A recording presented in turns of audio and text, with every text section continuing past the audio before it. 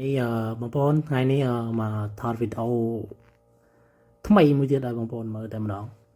បាទបងខ្មែរយើងគាត់ខាងធ្វើអ៊ែគេថាខាងធ្វើអ៊ែខាងខ្យល់ធម្មតាយើងអាចផ្សារសងខាងអញ្ចឹងវាមានប្រហោងពីក្នុង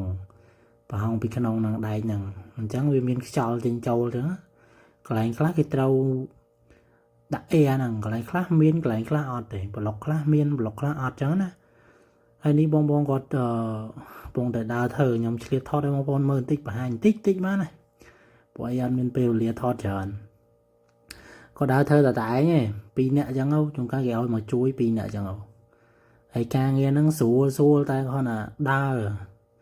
ជួនកាលអត់ចេញអញ្ចឹងកៅជីងចោលកៅអីចឹងផ្លុំចោលដើរធ្វើមកស្ទះវិញចប់បាទស្ទះអត់អីអ្នកផ្សារពីក្រៅមកអត់អី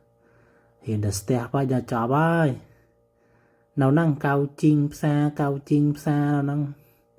មុខខ្មៅប៉ែមួយថ្ងៃណាគេហត់គេមុខខ្មៅប៉ែតាមពិតបងប្អូនខ្មែរយើងទេហ្នឹងហើយបងប្អូនអរគុណច្រើន